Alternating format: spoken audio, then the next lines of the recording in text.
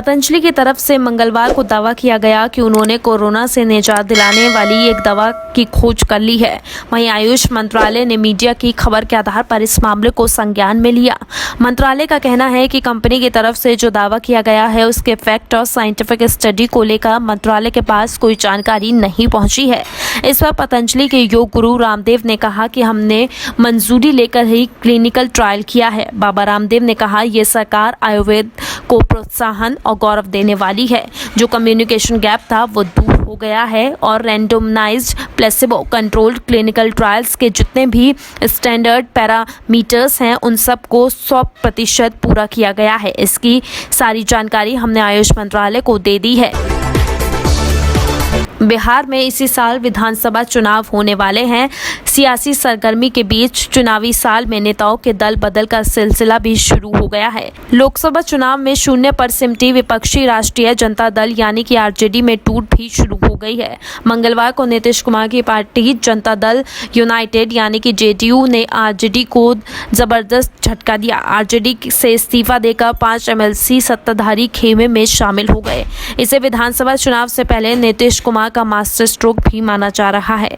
नीतीश ने विपक्षी दल के खेमे में सेंध लगाकर जातीय समीकरण साधने की कोशिश की है। जेडीयू में जो 5 एमएलसी शामिल हुए उनमें दिलीप राय यादव और कमरे आलम मुस्लिम बिरादरी से आते हैं। यादव और मुस्लिम ये दोनों ही आरजेडी के परंपरागत वोटर माने जाते हैं। ऐसे में नेताओं को जेडीयू में शामिल कराया जाना यह संदेश देने की कोशिश माना जा रहा है कि अब परंपरागत वोटरों को भी आरजेडी से मोह भंग हो गया है। महाराष्ट्र के बाद अब दिल्ली में कोरोना संक्रमण को लेकर रोज नए रिकॉर्ड टूट रहे हैं। दिल्ली में मंगलवार को बीते 24 घंटे में कोरोना के 3,947 नए मामले सामने आए हैं। राष्ट्रीय राजधानी में कोरोना संक्रमितों की एक दिन में सामने आने वाली अब तक की सबसे ज्यादा संख्या है। इसी के साथ दिल्ली में कोरोना संक्रमितों की संख्या बढ़कर 70,000 के करीब पहुंच गई है। वहीं 24 घंटे में कोरोना से 70 के करीब लोगों की मौत हो चुकी है। इसके साथ ही दिल्ली में कोरोना से अब तक कुल 2301 लोगों की मौत हो चुकी है। एक अच्छी बात यह है कि दिल्ली में पिछले 24 घंटे में 2711 लोग ठीक होकर वापस घर जा चुके हैं। चीन के साथ सीमा पर बढ़ते संघर्ष के बीच केंद्र सरकार ने तीनों सेनाओं को घातक हथियार और गोला बारूद खरीदने के लिए 500 करोड़ रुपए के आपात फंड की मंजूरी दी है।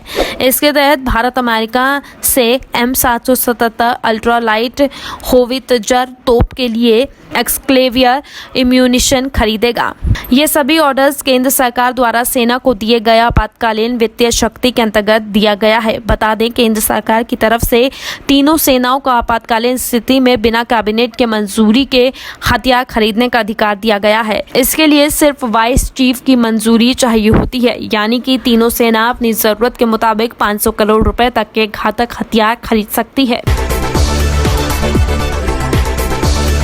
दिल्ली स्थित अखिल भारतीय आयुर्विज्ञान संस्थान यानी कि एम्स में 25 जून से एक बार फिर ओपीडी खुलने जा रही है। हालांकि इस दौरान एक दिन में 15 से ज्यादा मरीज नहीं देखे जाएंगे। जिन मरीजों की जांच होगी उनकी लिस्ट 2 दिन पहले ही जारी कर दी जाएगी, जिससे कि ओपीडी के बाहर भीड़ न लगे। बाकी सभी जरूरी निर्णय अस्पताल प्रशासन ही तय करेगा। बता दें, कोरोना वायरस संक्रमण को देखते हुए 24 मार्च से एम्स की ओपीडी को बंद कर दिया गया था। एम्स डायरेक्टर रणदीप गुलेरिया ने मंगलवार को चरणबद्ध तरीके से ओपीडी सेवा शुरू करने की अनुमति दे दी है, जिसके बाद 25 जून से ओपीडी सेवा फिजिकली शुरू हो जाएगी। Subscribe now and press the bell icon. Never miss an update.